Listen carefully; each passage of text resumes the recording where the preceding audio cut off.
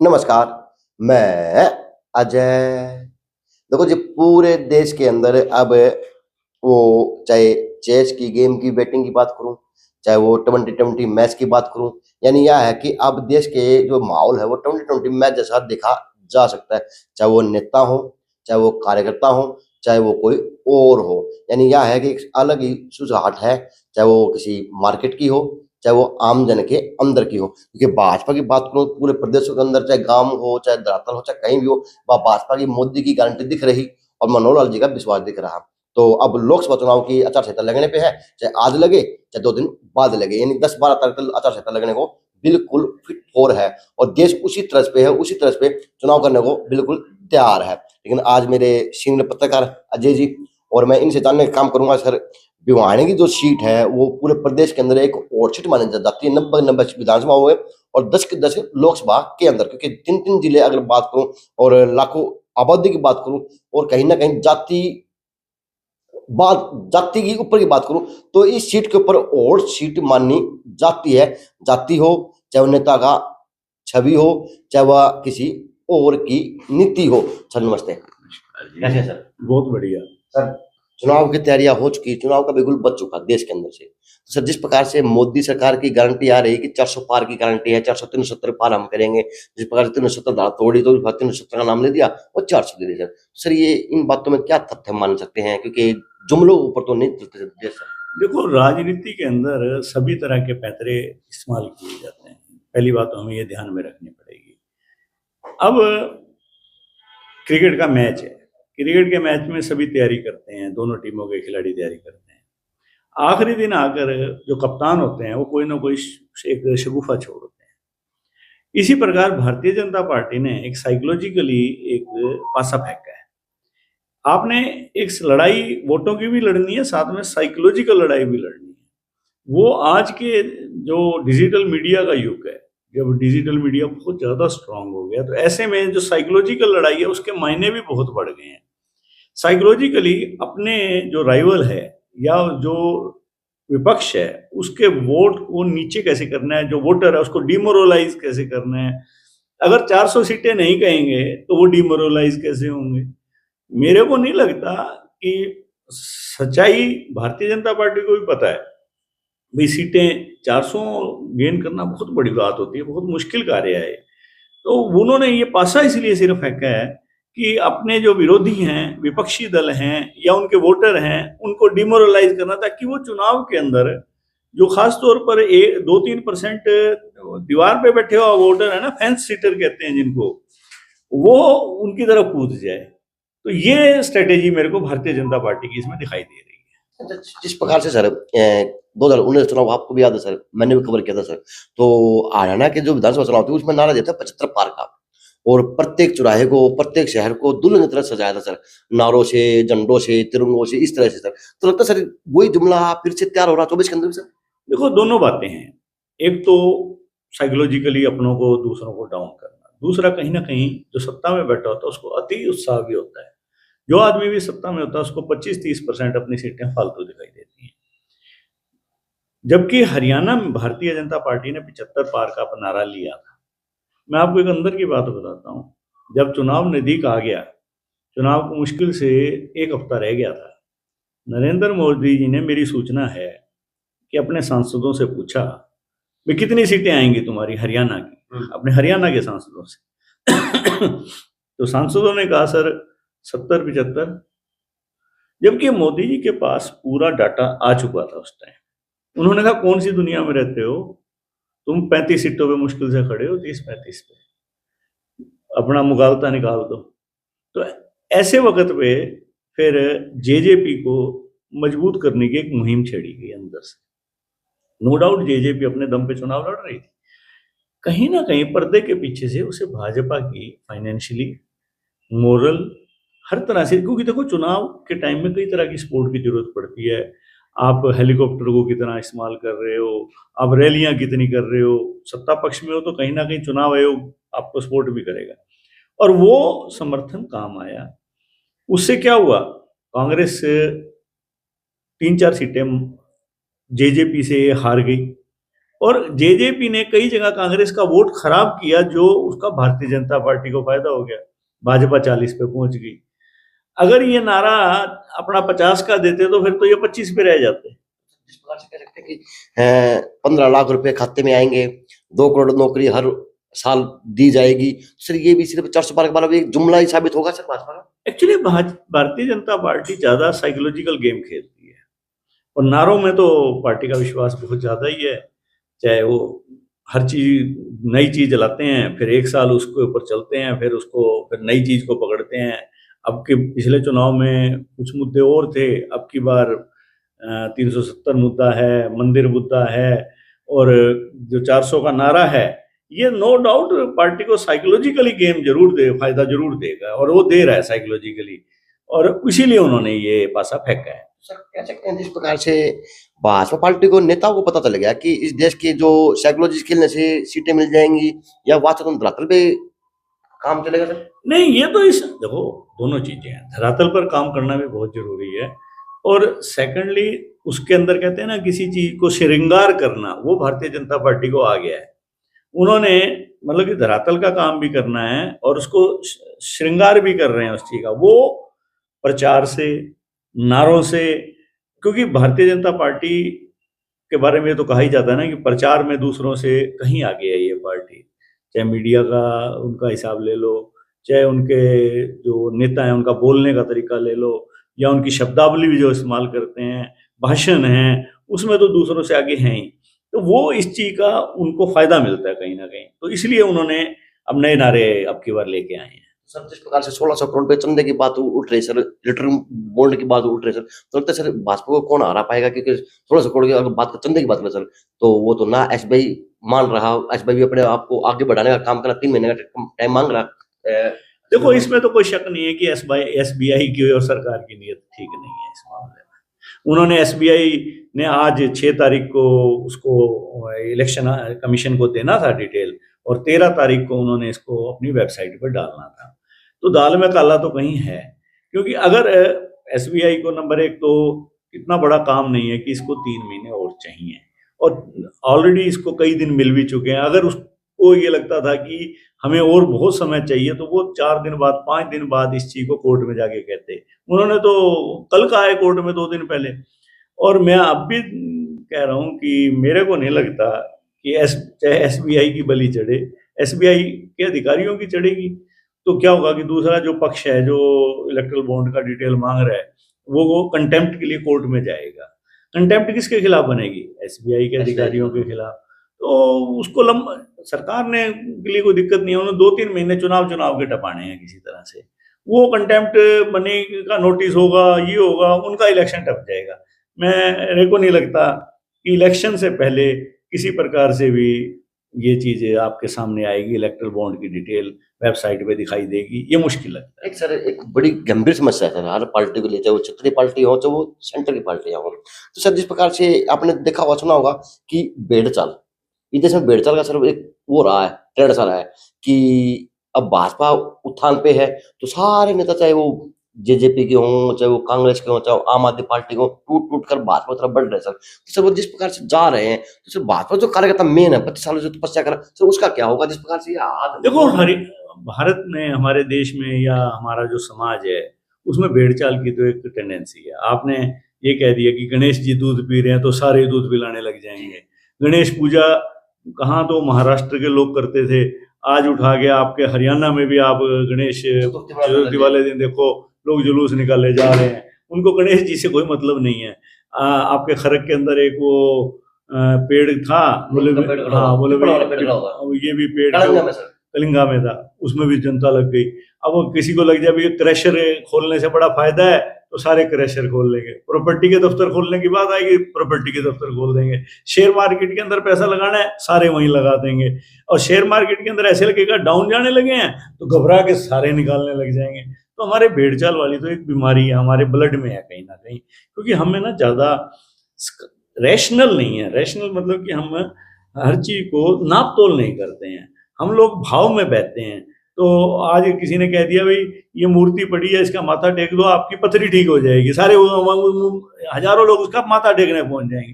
अनपढ़ता भी है, दिमागी रूप से हम कोई बहुत ज़्यादा स्ट्रांग नहीं हो पाए हैं, और कहीं न कहीं हमारे अंदर इस चीज़ की कमी है, जो भेड़-चाल की है या भावना में बहने की है। तो ये दिक्कतें हमारे साथ हैं, और जो लोग, अब वही बात है ना, भारतीय जनता पार्टी को पहले इस चीज़ का फ़ायदा भी तो हुआ है। कई लोग जब भाजपा में आए 2014 में, तो भाजपा अब अच्छी मजबूत हो गई और 2019 का चुनाव भी जीत गई। आपने एक बार तो उनका फ़ायदा ले लिया, अब आप कह दो जी हम तो जो नए आ रहे हैं इनको लेंगे तो इनका फ़ायदा, मतलब कि वर्कर ने भी तो इस चीज़ का फ़ायदा उठाया है। वर्कर ने भी तो 2014 में, 2019 में जीत में जो बाहर से लोग आए तो उसका फ़ायदा उठाया था। आज आप हर वक़्त ये थोड़ी ना कि हर वक़्त आप माल-माल खाओगे, मलाई-मलाई खाओगे, दूध भी तो पीना पड़ेगा कहीं न कहीं बाद में। जिस प्रकार सर सोशल मीडिया पे एक फाइट चली हुई सर, जुमला चलो है कि किरण चौधरी भाजपा ज्वाइन कर रही है, sir MP ticket Kiran Chaudhary लेके आ रही है, तो सर क्या मायने बन रहे हैं कि आप 25-30 साल से इस काम फील्ड में, सर क्या मानते हैं सर? देखो, ये जुमला है या ये 1 हफ्ते से चर्चा है, क्योंकि देखो भारतीय जनता पार्टी ये तो ऑपरेशन लोटस हरियाणा में भी करना चाहती थी। वो मैंने आपको बताया ना, ये युद्ध है एक, वो हर तरह की टैक्टिक्स लगा रहे हैं। कांग्रेस को हराना भी है, कांग्रेस को कमज़ोर भी करना है। अब जैसे किरण चौधरी की चर्चा चल रही है, तो इसमें कोई शक नहीं है, चर्चा है, बड़े ज़ोरों पर है, पर मेरे को नहीं लगता कि किरण चौधरी भारतीय जनता पार्टी में जाएँगी। वो कांग्रेस में ही रहेंगी, और चुनाव लड़ेंगी, नहीं लड़ेंगी, श्रुति वो अलग विषय है, क्योंकि वो कांग्रेस के क्राइटेरिया अब की बार ये भी रहेगा कि कास्ट समीकरण भी देखा जाएगा। अगर बीजेपी यहाँ से जाट को उतारती है तो फिर कांग्रेस क्यों उतारेगी किसी, मतलब कि जाट को, फिर तो गैर जाट पे दाव खेलेगी। और अगर भारतीय जनता पार्टी यहाँ किसी गैर जाट को उतार देती है, सुधा यादव को उतार देती है मान लो, तो स्वाभाविक है फिर कांग्रेस जाट पे खेलेगी। तो ऐसे में मेरे को नहीं लगता कि किरण चौधरी जाएगी, वो कांग्रेस में रहेगी। और देखो, राजनीति में ठहराव की तो जरूरत है ही, और हर एक के बस का भी नहीं है ठहराव। तो मेरे को नहीं लगता किरण चौधरी जाएगी। हाँ, चर्चा बहुत ज्यादा है, संभावना से इनकार भी नहीं कर चर्चा है सर, अगर बाई चांस हम बात करें, अगर वो बाई चांस चले जाते हैं भाजपा के अंदर से और टिकट मिल जाती है, तो सर उनको कितना फायदा मिल पाएगा और क्या नुकसान वो उठा सकते हैं आने वाले? जाएगी कि अब फिर वो भाजपा मुक्त कांग्रेस नहीं रह जाएगी, फिर कांग्रेस मुक्त भारत नहीं है, कांग्रेस युक्त भाजपा भिवानी में जरूर हो जाएगी, क्योंकि ऑलरेडी धर्मवीर जी, जेपी दलाल, शशि परमार, ये सारे और भी कई जो हमारे पूर्व सांसद कुलदीप बिश्नोई, ये सारे के सारे कांग्रेस के नेता तो हैं। तो फिर तो कांग्रेस, फिर नहीं, जो भिवानी जिले की, तो वो फिर और जैसे हमारी पार्लियामेंट की बात ले ले तो राविंदर जीत वगैरह हैं, तो ये सारे के फिर तो कांग्रेस युक्त भाजपा हो जाएगी। हाँ, रही बात फर्क की, स्वाभाविक है, जो लोग पहले कांग्रेस से भाजपा में गए हुए हैं उनके लिए बड़ी असहज स्थिति पैदा हो जाएगी, क्योंकि किरण चौधरी और कुछ नेता जो ऑलरेडी कांग्रेस में, चाहे धर्मवीर जी हो, चाहे जेपी दलाल, उनका तो 36 का आंकड़ा है। अगर किरण चौधरी भी आ जाती है तो आपस में टाई अप करना बड़ा, कांग्रेस बीजेपी के लिए भी बड़ा मुश्किल हो जाएगा, फिर इनको एक ही खाने में सबको रखना। सर एक बात और समझाएं, जिस प्रकार से हम किसी भाजपा नेता का इंटरव्यू करें, चाहे वो नायब सैनी जी हैं, चाहे वो और प्रदेश के नेता हैं, तो वो कहते हैं कि हम 10 के 10 सीट पे चुनाव लड़ने को तैयार है। सर अब की बार कुछ देखने को मिला कि अजय चौटाला जो राष्ट्रीय अध्यक्ष हैं जेजेपी के, जननायक जनता पार्टी के, नहीं सर, वो भी कहीं ना कहीं ये कहने को तैयार है कि हमारा गठबंधन मजबूत है, हम चुनाव लड़े। सर थोड़ा फर्क समझा सकते हैं कि एक तरफ गठबंधन मजबूत है, भाजपा 10 के 10 सीट पे अड़ी हुई है, तो सर गठबंधन मजबूत कहाँ दिखता है सर? देखो, जो 10 की 10 सीट की बात है, ये तो इसमें तो कोई शक ही नहीं है कि दोनों पार्टियों में सब कुछ ठीक नहीं चल रहा। अब रही बात भाजपा की, जो हरियाणा का नेतृत्व है, वो तो स्पष्ट ये कह रहा है कि हम 10 की 10 सीटें लड़ेंगे और 10 जीतेंगे। परंतु जो केंद्रीय नेतृत्व है वो अभी चुप है इस बारे को। वो इसलिए चुप है कि वो, अगर हरियाणा का गठबंधन, जो हरियाणा नेतृत्व है, वो कहीं नहीं चाहता कि अब आगे जजपा के साथ लड़ा जाए चुनाव। जो उनके पिछले दिनों की एक्टिविटीज हैं, विधानसभा के अंदर दादा गौतम को बुलवाना, दो बार बिना पार्टी लाइन से परे जाके, जो एक्साइज पॉलिसी लाए थे दुष्यंत चौटाला, उसमें भी मुख्यमंत्री जी ने चेंज के आदेश कर दिए। और इसी प्रकार से जो और भी कॉन्ट्रैक्ट की लिमिट है वो भी मंत्री की कम कर दी। तो कहीं ना कहीं भारतीय जनता पार्टी का जो हरियाणा इकाई है वो नहीं चाहती। अब ये फैसला तो करना है, देखो, नेतृत्व ने। और आज या कल में मीटिंग है, आज कल अजय चौटाला जी ने भी कहा, भी जैसे हमने एक समिति बनाई है जो पार्टी नेतृत्व से बात करेगी। तो अगर ये इनका जो प्रयास मैंने सुना है कि वो हिसार या भिवानी में से एक सीट मांग रहे हैं। अब ये भाजपा पे डिपेंड है कि वो अपनी इकाई की ज्यादा मानती है या इनकी मानती है, या वो इनकार भी करेंगे तो बिगाड़ नहीं करेंगे ताकि लोगों में ये मैसेज ना चला जाए कि भाई वो पब्लिक में तो ये कह देंगे ना भाई हमने तो हमारा समझौता 10 सीटों का यहाँ पर है, सिर्फ हरियाणा में सरकार के लिए है।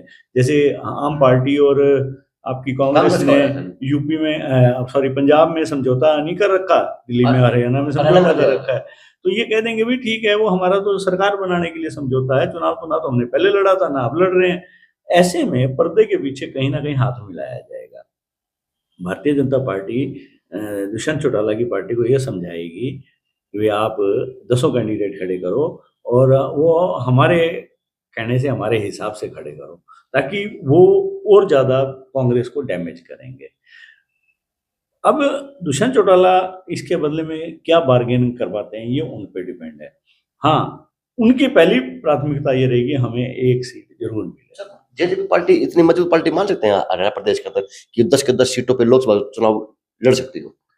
नहीं, वो कहने को तो अभी थोड़ी देर पहले है ना कोई कह देगा मैं 500 सीटों पे लड़ूंगा, वो तो अलग विषय है। तो वो तो उनको भी पता है कि हमारे पास 10 सीटों के लिए तो सूटेबल कैंडिडेट ही नहीं है। तो कुछ तोप का लाइसेंस मांगेंगे तो बंदूक का मिलेगा, अगर 10 की बात नहीं करेंगे तो उनको एक सीट भी क्यों देगा कोई। और वो 13 तारीख को अभी चुनाव उन्होंने वो भी रखा है अपना हिसार में रैली, जिसमें वो अपना शक्ति परीक्षण भी करेंगे। ये ना एक दूसरे पे प्रेशर है। ये तो भारतीय जनता पार्टी कहती है तुम्हारे पास कैंडिडेट ही नहीं है, तुम कैसे कह रहे हो कि हम 200 में लड़ेंगे। तो ये प्रेशर टैक्टिक्स है और बार्गेनिंग एक सीट के लिए। जिस प्रकार से कांग्रेस का और आम आदमी पार्टी का विलय हुआ है सर, जिस प्रकार से पंजाब के अंदर मजबूती से आम आदमी पार्टी दिख रही, दिल्ली के अंदर आम आदमी पार्टी मजबूती से दिख रही है, सर लगता है कि हरियाणा में आम आदमी पार्टी और कांग्रेस पार्टी कोई एक अलग बिगुल बजा पाएगी सर लोकसभा के अंदर? देखो, आम पार्टी ने बड़ा सोच समझ के कुरुक्षेत्र ली है। उसका एक कारण है कि जो पंजाब के साथ लगता हुआ इलाका है कुरुक्षेत्र का मैक्सिमम, जिसको आप इधर कैथल को ले लो, चाहे यमुनानगर को ले लो, चाहे कुरुक्षेत्र को ले लो, ये सारे इलाके पंजाब बेल्ट टच बॉर्डर में और वहाँ आम पार्टी की सरकार है। मोर ओवर किसान आंदोलन के चलते जो सरदार है वो सिख कम्युनिटी है, वो भारतीय जनता पार्टी से कहीं ना कहीं खफा है इस वक्त। और जो जाट है हरियाणा का वो भी कहीं भाजपा से खफा है। मोर ओवर जो कुरुक्षेत्र का और भी वहाँ पर किसान आंदोलन बड़ी तेजी से करे चले हैं, वहाँ की जो किसान यूनियंस हैं वो भी स्ट्रांग है, तो उसका मुकाबला उनको फायदा मिलेगा उस चीज़ का। और फिर उन्होंने एक वैश्य समाज का आदमी लिया है जिसको वैश्य समाज के आदमी को एक्सेप्टेंस रहती है चारों तरफ से, चाहे उसको जाट है, चाहे ब्राह्मण है, चाहे पंजाबी है, उसको वोट मिल जाता है। ऐसे में मुकाबला अच्छा बनेगा, ऐसी बात नहीं है कि मुकाबला नहीं बनेगा। बाकी तो हार जीत तो देखो वोटर के हाथ में है और समय भी बताएगा, बाकी मुकाबला बनेगा। तो स्पष्ट सी बात है, वो तो एक साइकोलॉजिकल नारे होते हैं, कहने से कहते हैं ना ब्याह के गीत के सारे सच्चे होया करें। सिर्फ बात में ब्याह के गीत गा रहे सर, तो ये 400 का नारा तो मेरे को ब्याह के गीत सर। जिस प्रकार से हरियाणा की अगर बात करें सर, आप पूरे प्रदेश के हमारा पत्रकारिता का नेतृत्व करते हैं, और सर प्रदेश में आपको क्या लगता है कि कांग्रेस क्या बेनिफिट उठा पाएगी इस चुनाव के अंदर 24 के अंदर, और सर भाजपा की कितनी सीट मान के लगभग चल अब की बात करें सर? देखो, हरियाणा सहित हिंदी भाषी इलाके हैं, हिंदी भाषी, हाँ उत्तर भारत में हिंदी भाषी है, उसमें भाजपा दूसरों से कहीं मजबूत है। तो वहाँ राम मंदिर का भी असर है, वहाँ मोदी जी की कार्य प्रणाली का भी असर है।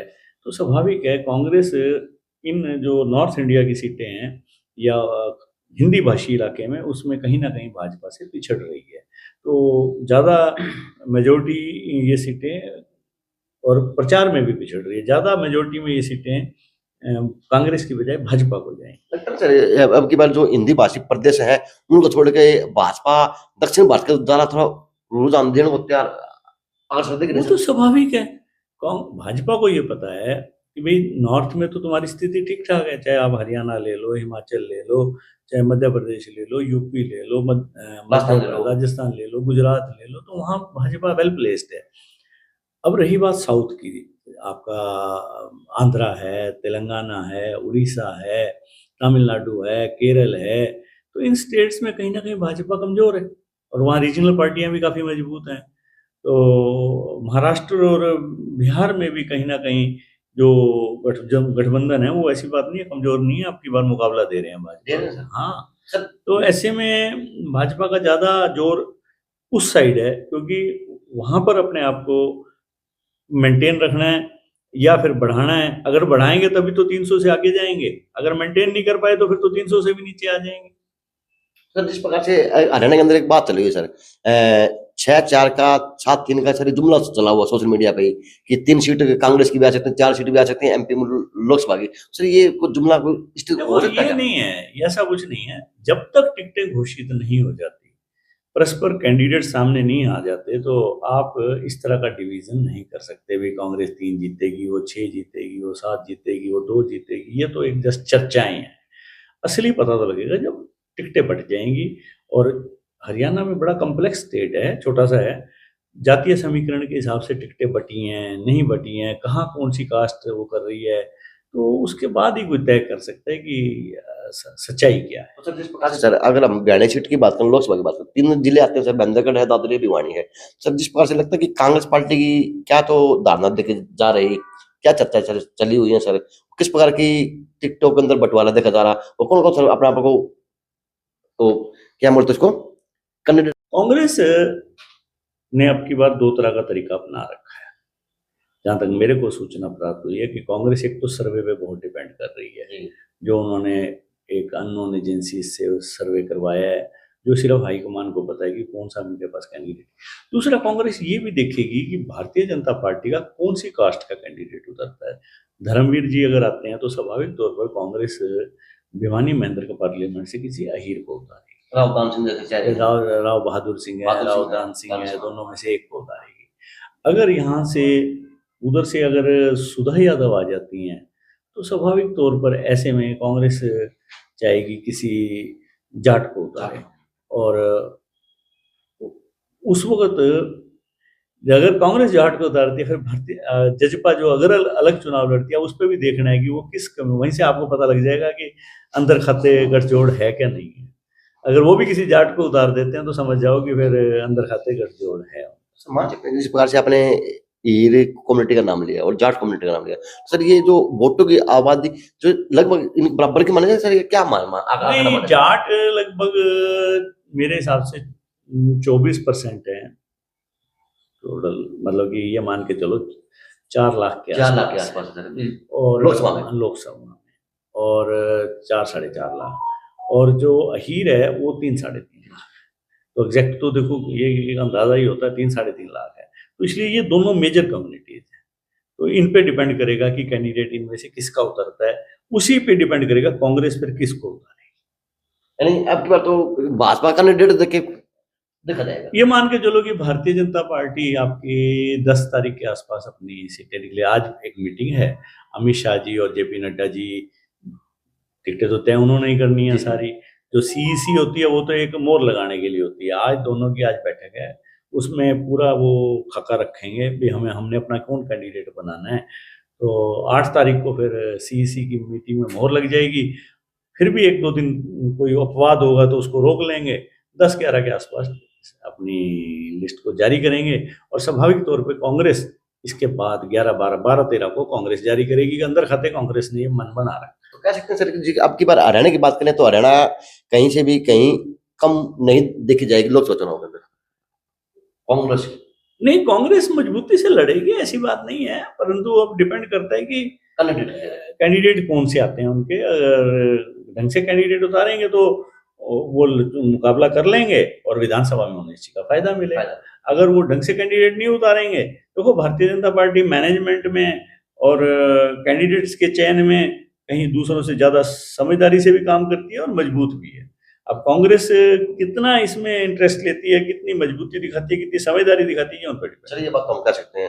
कांग्रेस भाजपा पार्टी ने तो अगर बात करें लोकसभा चुनाव कार्यालयों की सर वो भी खोल दिए सर, विधानसभा चुनाव के कार्यालय बात करूँ सर वो भी खोल दिए, और कांग्रेस के तो अभी जिला अध्यक्ष नहीं बने सर, तो कांग्रेस पर बहुत पीछे बहुत पीछे है। इसमें प्रचार के मामले में कांग्रेस बहुत पीछे है। तो अब आने वाला 5-6 दिन या हफ्ता जो आएगा नेक्स्ट वीक बड़ा क्रूशियल है, इसमें सब कुछ तय हो जाएगा। चलो थैंक यू सर। तो जी हमने बात की हमारे सीनियर साथी से। अब सीनियर साथी और सीनियरिटी इसलिए है कि ये हमारे मल्होत्रा जी पूरे प्रदेश की पत्रकारिता की निगरानी रखते हैं, कि ये हमारे कर्ता धर्ता भिवानी के, यानी हमारे भिवानी के चाणक्य कहें या भीष्म पितामह कहें, तो यही है जी हमारे पास तो। लेकिन बात में दम है, बात में कहीं ना कहीं ठोस था देखी जा सकती है, चाहे कांग्रेस के लिए हो, चाहे भाजपा के लिए हो, चाहे वो जेजेपी के लिए हो। लेकिन ये है कि अगर ये चुनाव समीकरण बने तो आने वाला वक्त भाजपा के लिए भी नुकसानदायक हो सकता है हरियाणा का। जेएन सिन्हा से अजनक दीपांशु शर्मा की यह खास रिपोर्ट।